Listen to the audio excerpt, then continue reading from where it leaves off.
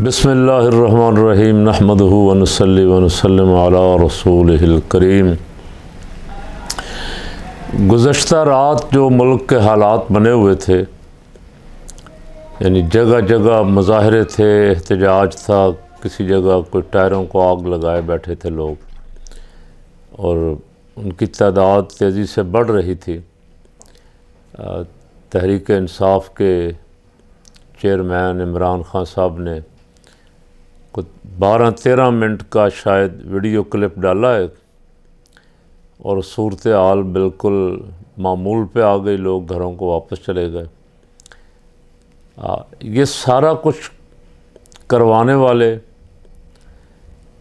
Imported हुकूमत के वज़रा और जो बीबी साहबा लंदन भाग गई पहले ही, वो ख़ुद फसाद चाहते थे कि मुल्क में फसाद हो, मुल्क में आग लगे और कोई ऐसी सूरत हाल बन जाए कि पाकिस्तान में एमरजेंसी लग जाए या फ़ौज आ जाए।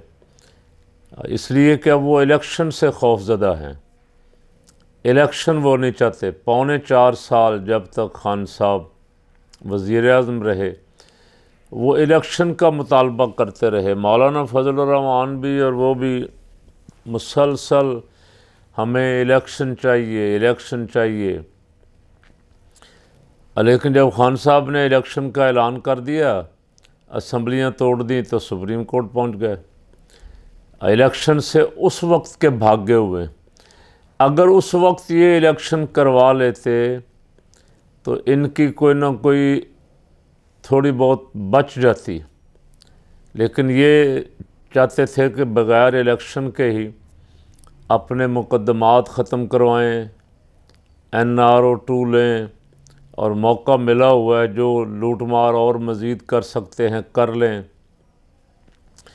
ये इलेक्शन की तरफ नहीं आए, बल्कि अभी तक भी नहीं आ रहे। अभी भी ये कह रहे हैं कि हमें मुद्दत पूरी करनी है, मुद्दत से भी ऊपर हमें को 1-2 साल और दो ताकि हम मौज मेला कर लें। ये आदि इसी काम के हैं ना, इनकी सियासत इसी काम के लिए, इनकी सियासत ख़ानदानी बादशाहतों के लिए।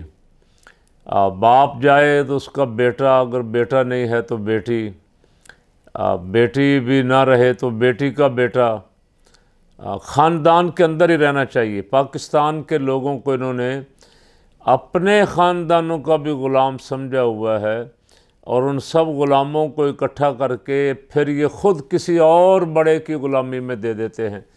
लो जनाब देखो, हमने सारा मुल्क आपकी ग़ुलामी में दे दिया।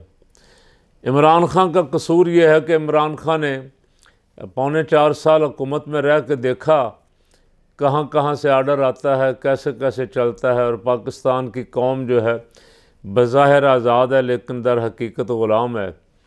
उन्होंने अपने इक़्तिदार में रहते हुए एक एब्सोल्युटली नॉट कहा और उन्होंने कहा हो ये ग़ुलामों के मुल्क में कोई आज़ाद आदमी खड़ा हो गया। आज़ाद आदमी तो आगे नहीं आना चाहिए किसी सूरत भी। अगर आज़ाद आदमी आगे आएगा तो हमारी मर्ज़ी कैसे चलेगी। मुसलमान मुल्कों पे हमले करते रहे, मुसलमान मुल्कों से ये जहाज़ उड़ते रहे, अड्डे भी हमने दिए रखे, फिर भी वो राज़ी नहीं।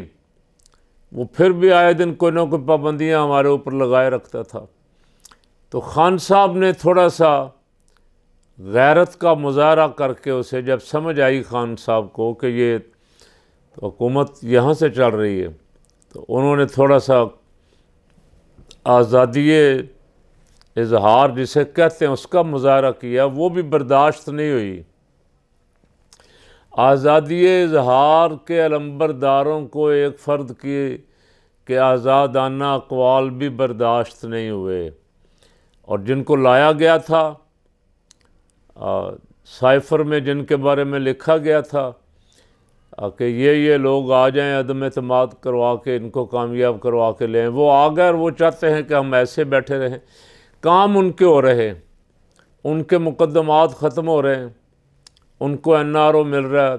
वो केस जिनका कभी कोई एक आम अनपढ़ आदमी भी सोच ही नहीं सकता था कि ये केस भी ख़त्म हो सकता है, वो केस भी ख़त्म हो रहे हैं। और पासपोर्ट वापस मिल गए, उड़ान भर के यहाँ से लंदन, और वहाँ बैठ के फरमा रही हैं तमाशा देखने के लिए कि लेवल प्लेइंग फील्ड, बराबरी की बुनियाद पे खान के बराबर हमें लाओ पहले, फिर हम कोई हल मानेंगे। बराबर कैसे लाओ? एक तरफ चोर बड़े बड़े जिनके अरबों खरबों के केस जिनके खिलाफ साबित हो गए, एक फ़र्द पे झूठा केस बना के उसे कोशिश की जा रही है कि उसको भी चोर कहें।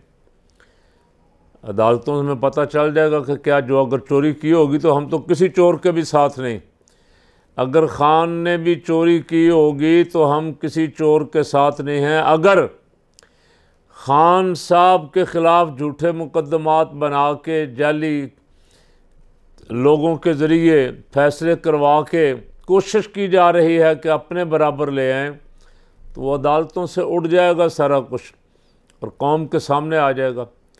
हम खड़े होंगे, हमेशा खड़े रहे हैं, सच्चे आदमी के साथ खड़े होंगे। जब पता चल गया कि कोई बंदा गड़बड़ है, गलत है, मुल्क का दुश्मन है, मुल्क दुश्मनों का एजेंट है, तो हम जमीयत उलमाए पाकिस्तान वाले कभी भी ऐसे फ़र्द का साथ देने के लिए अल्हम्दुलिल्लाह तैयार नहीं हैं। अब जो चाहते थे कि यहाँ को हंगामा हो, को गड़बड़ हो, खान साहब ने एक वीडियो पैगाम रिकॉर्ड करवाया मुल्क में, उसी तरह बिल्कुल अल्हम्दुलिल्लाह अमन व अमान, लोग घरों को वापस चले गए। इससे कम अज़ कम इमरान खान की कदर और बड़ी दिलों में कि कोई बंदा ऐसा भी है जिसको मुल्क की फ़िक्र है, कोई बंदा ऐसा भी है जिसे मुल्क के अवाम की फ़िक्र है, कोई बंदा ऐसा है जो बचना चाहता है कि मुल्क में फितना फसाद ना हो, कोई शख्स ऐसा है जो मुल्क में आग लगाने से कोसों दूर है, उसके अपने भी बेगाने भी उससे लॉन्ग मार्च की डेट का मुतालबा कर रहे हैं, और वो टाल मटोल इसीलिए कर रहा है कि कोई मुज़ाकरात की मेज़ पे मामला तय हो जाएं और ये इलेक्शन की तरफ चले जाएं, और जो नाजायज़ कब्ज़ा करके बैठे हुए हैं इस वक्त इक़्तिदार पे, इनसे जितनी जल्द हो सके ये कब्ज़ा वागुज़ार करवाया जाए, मुल्क वागुज़ार करवाया जाए, ताकि ये मज़ीद नुकसान ना पहुंचा दें। यानी पूरी दुनिया में तेल सस्ता हो रहा है, जब तेल सस्ता होता है तो बाकी चीज़ें भी नीचे आ जाती, लेकिन पाकिस्तान में सस्ता होने की बजाय महंगा हो रहा है, बिजली की कीमतें मज़ीद बढ़ रही हैं, अशियाए ज़रूरत की कीमतों में इजाफ़ा हो रहा है, और उनको कोई फ़िक्र नहीं है।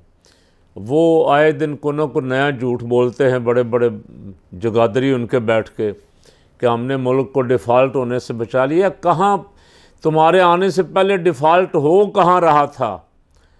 तुमसे लोग सवाल करते हैं, लेकिन झूठ तो ज़ाहिर है जिसने बोलना हो उसका आप हज़ार कहते रहें, कौवा काला है जिसने कहना है सफ़ेद है, उसको आप क्या कर सकते? वो रोज़ाना वो कहते हैं कि हमने मुल्क को डिफ़ॉल्ट से बचाया है, हम आगे लेके जा रहे हैं, लेकिन गरीब पिस रहा है, आगे कहाँ जा, पीछे तबाही की तरफ जा रहे हैं, मुल्क की तबाही की तरफ। फैटफ से पाकिस्तान, फैटफ की ग्रे लिस्ट से पाकिस्तान को निकाल दिया गया, और वो क्रेडिट ले रहे हैं जो उस वक्त खान के मुखालिफ खड़े थे, असम्बलियों से वॉकआउट कर रहे थे। असम्बली में जो कानून बनाया जा रहा था इसके लिए, उसकी मुखालफत करके वॉकआउट कर गए थे, कापियाँ फाड़ दी, अब वो क्रेडिट ले रहे हैं। अल्लाह की शान है। अल्लाह ताला हमें आंखें खोलने की, हमें पहचानने की, अपना बेगाना अच्छा बुरा पहचानने की तमीज़ अता फरमा दे। अल्हम्दुलिल्लाह, अल्लाह का शुक्र है। मैं तो देख रहा हूँ कि काफ़ी हद तक, बहुत हद तक लोग जाग गए। पंजाब जाग गया जिससे उम्मीद नहीं थी कभी। अब पंजाब बिरयानी की प्लेट और कीमे वाले नानों के पीछे दौड़ने वाले लोग जाग उठे। कराची जाग गया जो कई सालों से ग़ुलामी की ज़ंजीरों में जकड़ा हुआ था, और अंदरूनी सिंध भी सुन रहा हूँ कि तब्दीली के आसार हैं।